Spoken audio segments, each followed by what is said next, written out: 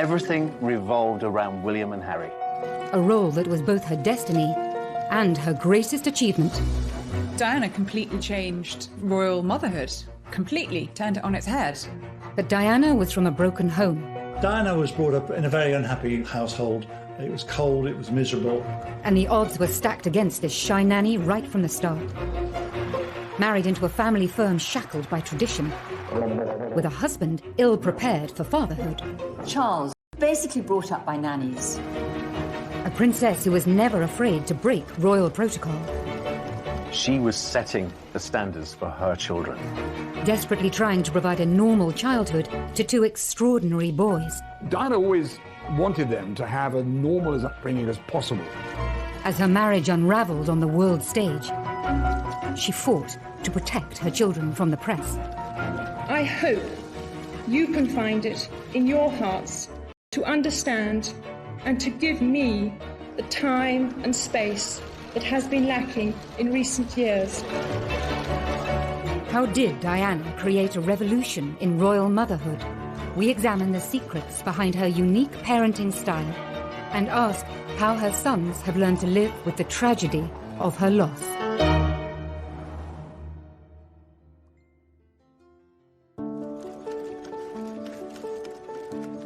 She adored her boys. She'd come in the door and she'd say, "Where are my boys? What are my boys doing?" Princes William and Harry were the centre of their mother's world. Her approach to motherhood was completely different to anything we'd ever seen before. She put motherhood first and foremost. Motherhood for Diana was her principal purpose on earth. I mean, she considered raising William and Harry as her number one task. Being the Princess of Wales was a secondary option. Today, her boys have followed in their mother's footsteps, becoming devoted, hands-on parents. Diana was an earth mother, really. And from the start, she was determined to keep them as close as she possibly could to her. And she wanted to show that they were loved. I mean, she said, "I'm going to shower them with love and cuddles and hugs," because I didn't get that when I was a child. But the devotion that Diana displayed to William and Harry was in stark contrast to her own childhood. Diana felt, age 6, that she was unloved and unwanted. And those are feelings that she took into her adult life, and feelings that I think never left her. Diana was from a very aristocratic family, the Spencers, but her parents had a very acrimonious divorce. One of Diana's most vivid memories was hearing her mother. She was profoundly affected by that memory. She wanted to ensure that she and Charles gave William and Harry the kind of upbringing that she felt she was deprived of by not having a mother around for such a large chunk of her life. She herself had not felt loved in the very peculiar circumstances in which she was brought up, with Rain Spencer, the new wife of Earl Spencer, whom she described as acid rain, and a whole lot of nannies who were very unsympathetic. Diana's late teenage years followed the path of many girls of her social status and background. Diana was a quintessential Sloane Ranger, the kind of girls who wore flat shoes and long skirts. They came from a certain class and had a certain style, and she was a perfect example of that. It was no surprise that one of Diana's first jobs was working as a nanny for an American family in London. I think girls like Diana are programmed to become mothers. She went to a boarding school that was not particularly academic. Girls were not expected to have great careers. I don't think she was at the forefront of the feminist movement. By 1980, she had her first full-time job as a nursery teacher's assistant in Pimlico. I wanted to teach children. They said, "Why not come along?" So I first started off doing afternoons, and then I took over the mornings and did whole days. Can I ask you if it was your own child in particular? Oh, yes. What? Did that prompt you into wanting to do it? I just love children. She was always happy and outgoing, showed a great sense of humour, and was very relaxed with the children. From the minute she walked in, you could tell that she had a really genuine love for young children, particularly the very small ones. And anyone who arrives with a baby, you could guarantee that she would be there to feel the baby. Then, that summer, she attended a polo match and caught the eye of a future King of England. When Charles first met Diana, She had seemed to be absolutely perfect. She seemed to love the countryside. She was a funny, easy, carefree girl who seemed to love Charles, love everything that he loved, and just be simple, uncomplicated. Their romance blossomed over sailing weekends at Cowes and a visit to Balmoral. Prince Charles had to find someone who was eligible, a virgin, of aristocratic background, that would provide him with bloodstock. On the 24th of February, 1981, the couple announced their engagement to the world's press. Yesterday you were a nanny looking after children. Now you're about to marry the Prince of Wales, and one day you would to make all of a sudden the transition. It is, but I've had a small run out to it all in the last 6 months. And next to Prince Charles and I can't go wrong. Bear with me. You'll miss looking after the children? Yes. Well, they certainly miss you, won't they? Hope so. I'm amazed that she's been brave enough to take me on. And I suppose in love. Of course. Whatever in love means. On the 29th of July, 1981, Charles and Diana married. The most iconic wedding of the 20th century. Prince Charles and his bride, the new Princess of Wales, acknowledged the roars of delight from the huge crowds from the balcony of Buckingham Palace. When I asked Diana about the wedding, she told me that she felt that she was a sacrificial virgin lamb, sacrificed on the altar of monarchy. Her prince in shining armour did arrive and carry her off, but not to a fairy tale. Really, she became a broodmare. Just over 3 months later, Diana was officially pregnant. The princess was, for once, rather coy with the photographers. Your Royal Highnesses are to be blessed with a child. As soon as Diana became pregnant, she really did come into her own because she always wanted to be a mother. And as soon as her baby arrived, that was it. She was setting the standards for her children. The arrival of Diana's first child breached royal protocol for direct heirs to the throne.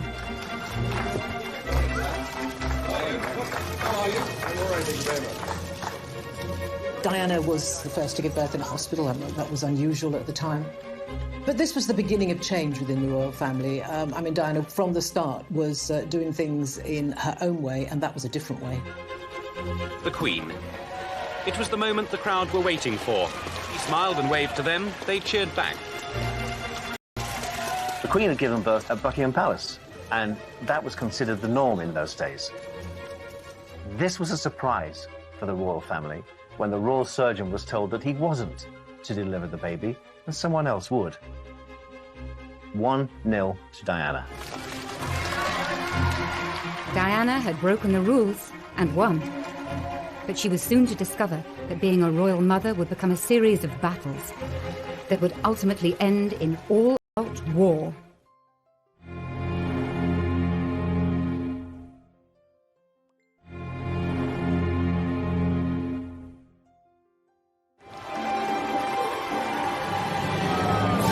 On the night Diana had given birth to a boy, news teams sent to Prince Charles's country estate were ordered to capture ecstatic local celebrations. In Gloucestershire, the children celebrated in their way. Dear Princess Diana and Prince Charles, congratulations on the birth of your new baby.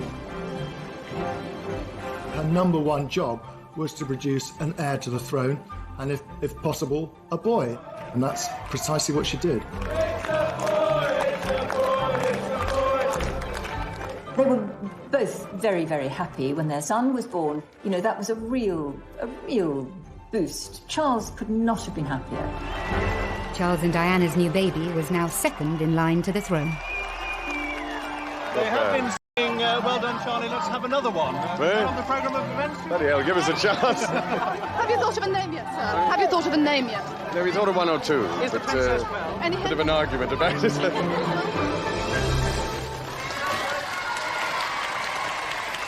Charles's choice for names for William were Arthur or Albert or something quite old-fashioned. Without Diana, I don't think we would have William. Diana may have won the battle to choose William's name, but 6 weeks later, at his christening, she was to feel powerless. Royal christenings are formal occasions. This is a moment of history that's going to be replayed for decades, and so it's important to get things right. William was baptised in the music room at Buckingham Palace. But Diana wasn't consulted about what time would work best for her baby, and the morning didn't go well. It was feeding time for William, and it wasn't a great time for having their photographs taken, where she had to control a young baby who was getting restless. He was grisly, he was crying, and she was, I think, mortified by this. It was difficult for Diana. It looks excruciatingly embarrassing. She's really flushed. And Diana and Charles are just trying to make William stop crying. So it didn't look a very relaxed occasion, I must say. She famously put her finger in his mouth to stop him crying. I mean, it was a brilliant piece of enterprise by Diana. But yes, later she claimed that she felt sort of an extra from that whole scene, that it was much more about the royal family and presenting an image to the world than the welfare of William. In her eyes, the royals put duty first and childcare second. With Princess Diana, it was always going to be the other way around. Diana's royal tour. Once Diana became a mother, she did take control of her own destiny. She insisted that William went on tour with them to Australia. Diana caused a huge sensation in Australia when she and Charles went there, taking William for their first official tour. William was just beginning to crawl, so he was about 9 months old. Diana completely changed royal motherhood, completely turned it on its head. She put motherhood before monarchy, and that was not traditionally what had happened for generations of royal mothers and women.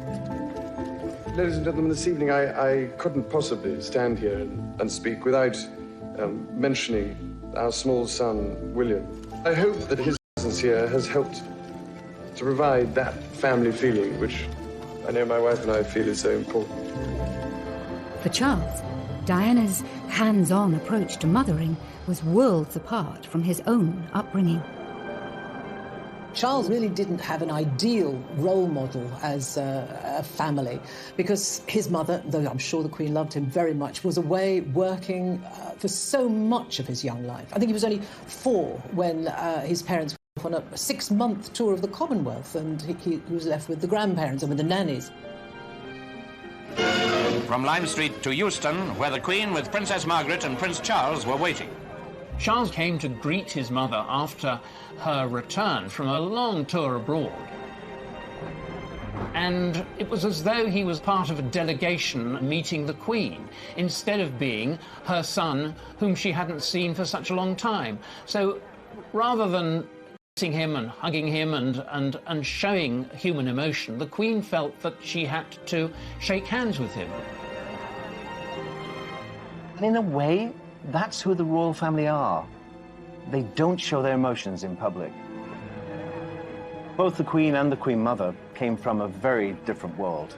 In a world where children were pushed away into the royal nursery and brought up by someone else, and they were just brought out at certain times.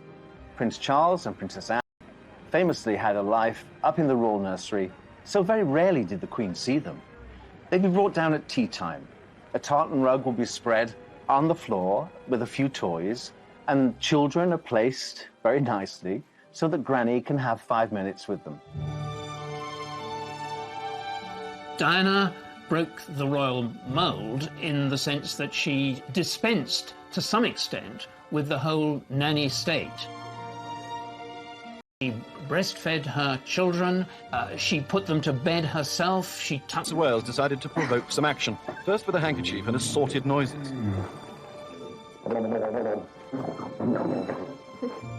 Charles was keen to demonstrate his desire to be a domesticated dad. In the early days, Diana and Charles really enjoyed things like bath time with William. And Diana admired the fact that Prince Charles spent a lot of time with his son.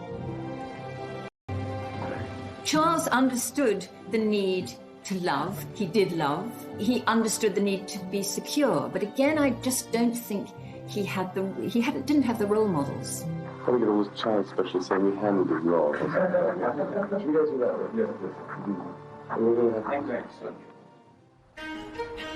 Less than 2 years later, the couple were delighted to announce there would be another addition to their happy young royal family. The Prince and Princess of Wales were at their London home, Kensington Palace, when the announcement was made. Within an hour, a crowd of well-wishers had gathered. I'm absolutely thrilled. I think it's wonderful. She ought to have 6 or 8. You think so? Yes. Well, she said she wanted a large family. She's a good mother, and they can afford it, and lovely, what could be nicer? She's done everything right, 100% perfect. And we're very thrilled about it. Prince of Wales needed to find a bride who could provide him with children, and it was Diana, and that's precisely what she did. The House of Windsor was secure. Like any father, Prince Charles was keen to introduce his two sons to each other at the first opportunity. And so it was that Prince William was led by the hand back to the room where he was born 2 years ago. William, of course, was excited about seeing his mother again, unaware and uncaring that he was also to visit the new third in line to the throne.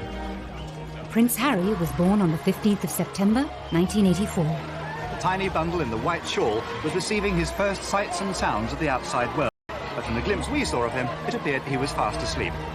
The princess looked happy, relaxed and well recovered from her labour. But the birth of a second son would prove to be the high watermark for Charles and Diana's relationship.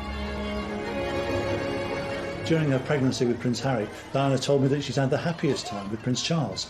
But the shutters went down after the birth of Prince Harry. Prince Charles said, oh, it's a boy. He wanted a girl, and he had red hair, so he was a Spencer. She said that something in her snapped after Harry's birth. Diana was a very, very complex character, and I think she was a very damaged character. And in common with many people who have the sort of damage that she has, they can present a very, very normal and happy front to the world. But when they go behind their front door, what Charles saw and the people who lived in their household saw was something very different. Over the next few years, Diana's deteriorating mental health would coincide with Charles's new affair, with his first love, Camilla Parker Bowles. We were an unhappy organization. We were keeping a lot of secrets. We were conscious that at the heart of what we were doing was this deceit. And that had a corrosive effect on relations. It had a pretty corrosive effect on the way we delivered the royal engagements that we did. They were all pretty good, but I used to think how much better they could be if the effort we were putting into concealing the truth were actually put into the day-to-day royal business. William and Harry were kept away from the underlying issues within the royal household. Despite the ordinariness, if you like, of the William and Harry's childhood, there were huge numbers of staff. I mean, Diana liked having people to take care of her, as does Charles. So there were nannies and all sorts of aides and assistants who could spirit the children off and entertain them. In those formative years, they were unaware of the difficulties that their parents were going through. And I suppose in that sense, they were quite privileged because there were people like me, the team that I had, the other members of the household staff, that were able to be part of this entertainment group that gave them laughter, certainly. Diana always encouraged her children to call all her staff by their first name. She saw everybody within the household as an integral part of that family. And thus enabled William and Harry not to be distanced from them, not to be sort of completely isolated. They had the completely free roam of the palace. And I think that's a good sign. But by the late 80s, cracks in the marriage were wider than ever. Diana always told me that she and Charles, whatever their differences, tried never to row in front of or because of the boys. And I do think they tried to be good parents in that way. I honestly don't think Harry ever really knew quite how bad things were between his parents. William certainly did. Diana herself talked about William passing tissues under the bathroom door because, he heard his mother crying because of what was going on in the marriage. And him declaring that he wanted to be, when he grew up, he wanted to be a policeman so he could take care of mummy. I mean, enchanting sort of anecdotal evidence that, but nevertheless, it was evidence that William was aware that something wasn't quite right. I think William and Harry were protected during this time because they were away at school. I'm sure it's much the same as many people who go to boarding school. They don't really know what's happening to their parents on the outside. She sprinted past the other mums to finish a close second. But for all the best intentions of protective grown-ups, William and Harry's childhood innocence would soon be shattered. Within a couple of years, their parents would be openly fighting it out in the full public glare, in what became known as the War of the Waleses.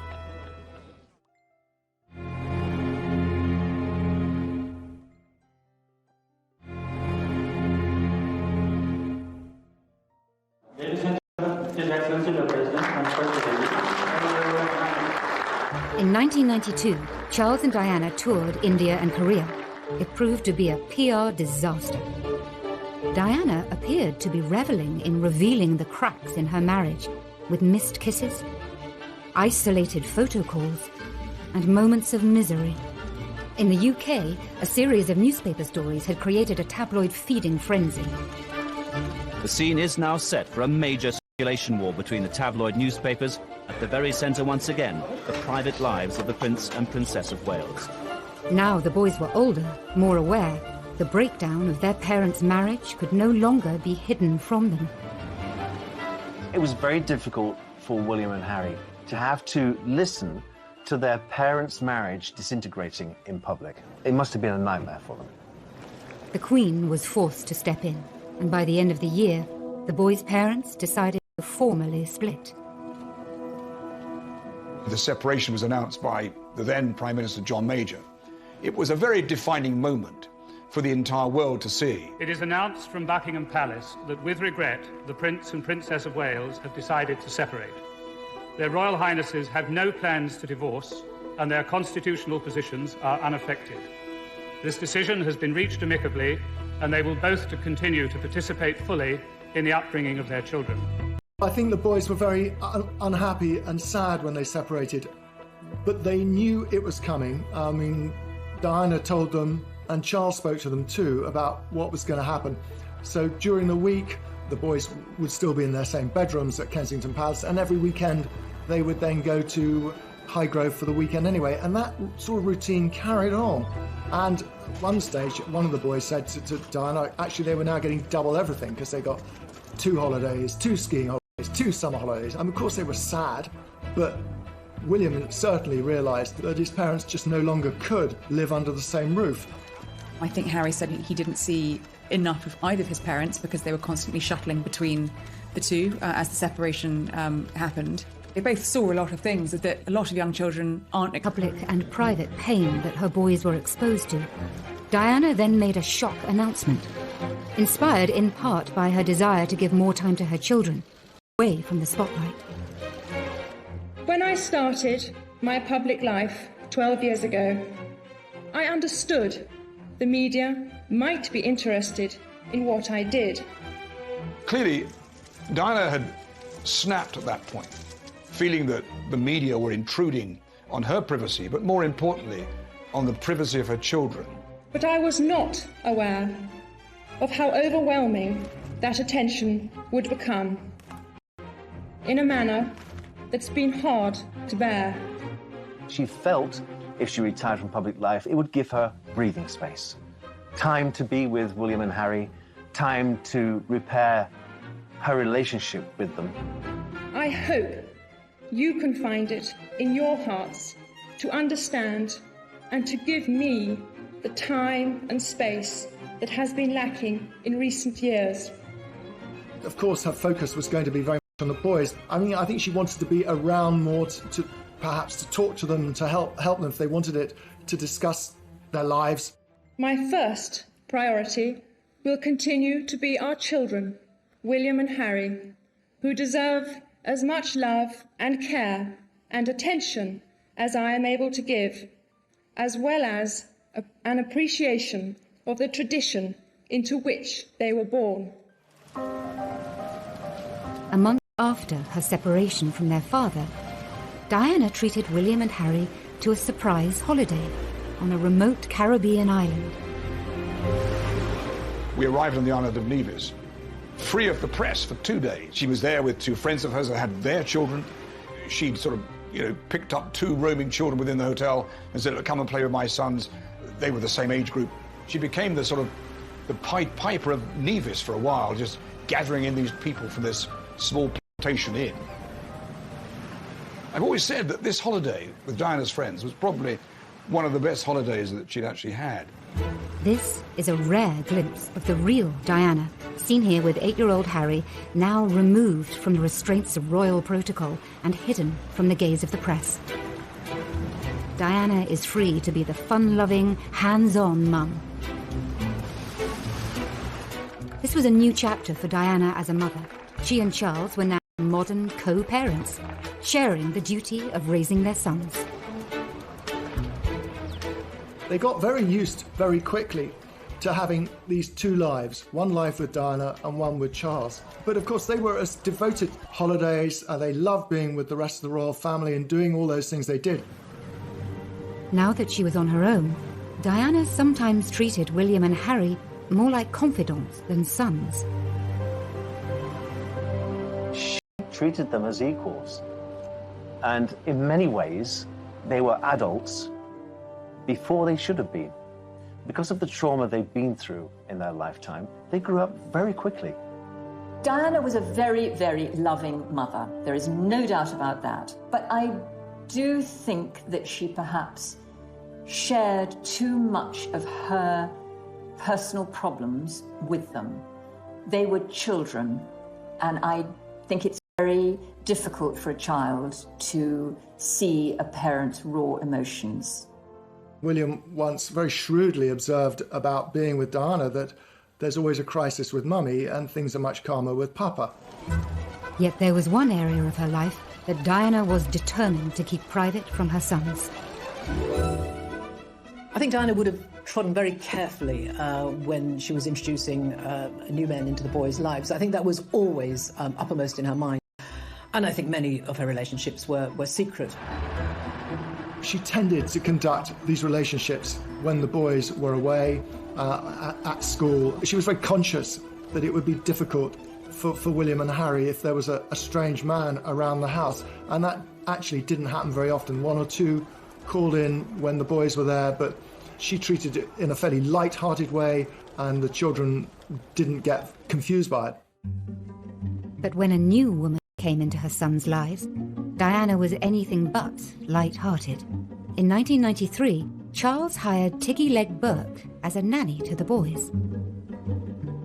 The relationship between former royal nanny Alexandra Legg Burke, or Tiggy as she's better known, and the Princess of Wales has been the source of much speculation ever since she first appeared in royal circles. Diana was said to have resented her high-profile role as Girl Friday and mother figure to Princes William and Harry. Diana accused Legg Burke of falling pregnant with Charles's child and was furious with the nanny for allegedly smoking constantly in front of the boys. Diana let it be known in no uncertain terms that she was extremely jealous, and she became vindictive about Tiggy Leg Burke, who became a central figure in the boys' lives after the separation. They really got on so well with Tiggy, but for Diana, it must have been hard. She knew that they were out and about enjoying themselves, hugging, sharing with another woman. A possessive Diana was determined to keep her boys in Kensington Palace, as close to her as possible. When it comes to Gordonston in Scotland, insisting on nearby Eton instead. That schooling gave William the opportunity to spend time with his schoolmates at their home, and, virtually every other day that during term time, his schoolmates were invited back to Kensington Palace. Eton is the perfect choice of school for a royal child, really, because the Queen at Windsor Castle is just across the river, and William and Harry did both go and visit the Queen and their grandfather and have tea with them, or they knew people. They were comfortable there. It was the right choice, I think.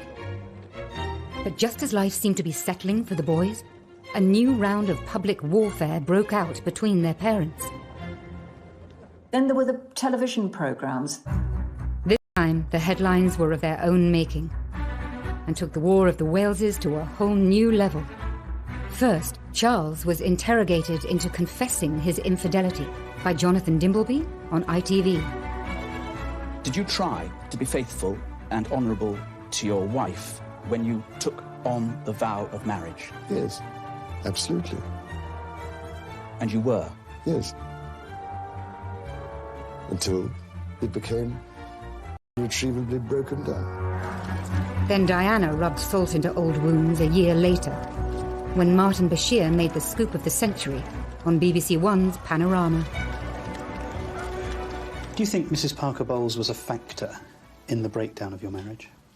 Well, there were 3 of us in this marriage, so it was a bit crowded. It's hard to imagine what it must have been like to walk down the streets of Eton or Windsor and see the newspaper headlines about Diana, about Charles, because unfortunately Charles and Diana did wage their war very publicly, and that was very hard for the boys. I know that everyone around them tried to shield them, but it wasn't possible, and it was very hurtful for them. All of that, they would have been teased about it. The embarrassment for them, I think just, it's beyond belief. Her primary concern throughout all the War of the Waleses was for her children, what they would think. She said, I worry how other boys will treat them. Because sometimes children can be cruel. Even aristocratic children going to boarding school can be quite barbed. Charles and Diana finally divorced on the 28th of August, 1996. Life for all the Waleses had at last reached a new normal, and Diana was free to become the woman and the mother that she could never be before. I think she began to put her life together. She then felt, OK, I'm my own woman, I'm going to get on with it, I'm going to do things my way, and if I'm not representing the royal family, I'm going to represent the very best of me, and I know what I'm good at. I'm good at giving tender, loving care. But just 1 year later, almost to the day of the divorce papers coming through, William and Harry's lives would once more be thrown into turmoil and total tragedy.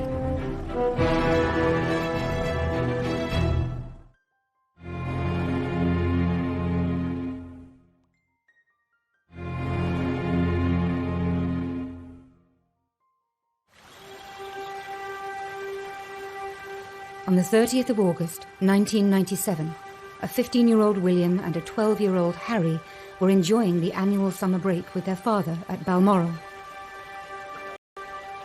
That night, the last images of their mother were captured by grainy CCTV cameras at the Ritz Hotel in Paris.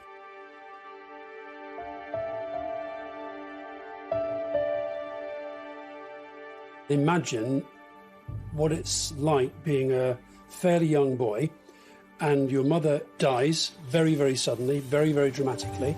You are in one part of the world, up in Scotland. I think both of them felt it was really strange that literally millions and millions and millions of people around the world were commentating and expressing their view on what they should be feeling and how they should be reacting to that. I don't think this public spectacle of 2 hugely damaged, hurting young boys walking behind their mother's coffin, I don't think it helped anyone. I cannot think that she wanted her boys to go through that ordeal, that trauma. Remember, these 2 boys are very different boys. One inspired by duty, who knew it was his duty to walk behind his mother's coffin, and the other, not. Harry never wanted to walk behind his mother's coffin. Not until the very last minute did he feel that pang of guilt that he should, and support his brother. And that's why he was there, to walk with his brother. I've heard them both at different points talk about how strange they found it, that they were surrounded by all these people, and these people were sort of behaving as though she was part of them, but actually she wasn't. William and Harry were being expected to behave in a certain way, and indeed behaving in that way. boys had lost their mother, but their mother's love for them and their ability to show love lives on. And no father, no mother. Really sweet. Diana's legacy is in every single bit of everything that William and Harry do. I don't think you can underestimate that. Every time I've spoken to Harry, he thinks about what his mother would have thought of what he was doing. And he's spoken about wanting to, make her proud and hoping that she would feel proud with a lot of the work he's done. I think it's fairly obvious to everybody across the world what the key issues are. They're certainly not political issues, they're humanitarian issues, and they're ones that need to be talked about, because if we talk about it, then we'll hopefully be able to fix it before it becomes a complete disaster. And the same with William. I think people talk about, gosh, aren't they just their mother's boys? But they are, consciously. The more we talk about mental health, the more normal the topic becomes, and the more we feel able to open up and seek support. Parenting, it comes in all sorts of shapes and sizes, and children survive all sorts of experiences as long as they have love. As long as a child feels secure and loved in its first 18 months of life, then it can withstand just about anything. And if ever there was proof of that, then I think it would be William and Harry. They've been through some terrible things, but they have survived, and I think they had, indisputably, an absolute bedrock of love and security when they were small. They're not completely stiffly formal. They're sort of natural and easier. Diana opened their minds and their eyes in so many ways. It's given them a very inquiring nature, and it's made them very relatable. People really enjoy meeting them and admire them hugely, largely because of what Diana provided for them. And when he walked through the minefields, I was so proud of him. That little boy who loved his mummy so much, following in her footsteps, literally, paying homage to the path which she trod. William's carrying on his mother's work in a more subtle way. He's approaching homeless, HIV and AIDS at the boardroom level. I feel very closely linked to Centrepoint. It is a charity with which both my mother and father became passionately involved. Indeed, it was while my mother was patron that Harry and I had our first contact with Centrepoint. Prince William is far more Hanoverian than Prince Harry. He's shown himself to be wiser and been prepared to accept what's happened and moved on. And I don't think that Prince Harry has ever really moved on from the traumas that he's faced in his life. You see in William, sometimes the way he will sit and listen to people in a meeting or a conversation or an event. And it's literally like looking at Diana. Reflections of Diana can even be seen in her son's different choice of wife. That she was preparing him to be king one day. Kate is the most perfect support and consort for a king. So I think she would be very pleased with Kate. The one thing she did say, certainly to William, was about the woman he married should first and foremost be a friend. Why did she say that? Well, she felt that she never got to know the Prince of Wales. Harry is a much freer personality with a freer life ahead of him, and Meghan is perfect for that. Diana always said from a very early age there was a very rebellious streak in her. Very independent, very feminist. There are parallels, obviously, between the way Diana decided that the media attention, the way of life was too much for her, and the way Harry and Meghan have chosen to quit as senior members of the royal family, even more dramatic.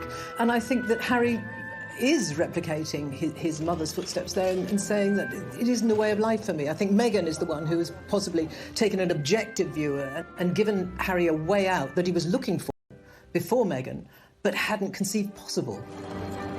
Now, both princes have children of their own. As parents, they seem to be very aware of the psychology behind their upbringing. Prince Harry can't get let go of Archie. He seems to be besotted. It's ironic, isn't it, that Princess Diana, who had a troubled childhood, and Prince Charles, who's complained of distant parenting, have brought up two kids, William and Harry, who are both triumphs of parenting.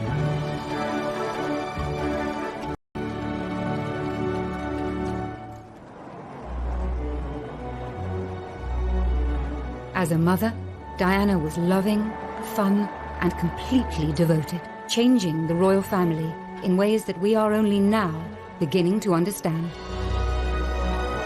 She was a one-off. We are still talking about her now.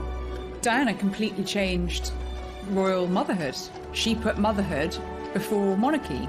All future royal mothers have Diana to thank for that.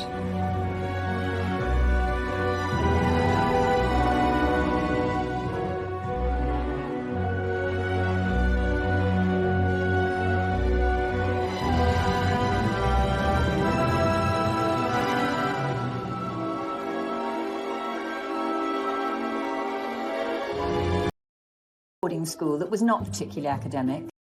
Girls were not expected to have great careers. I don't think she was at the forefront of the feminist movement.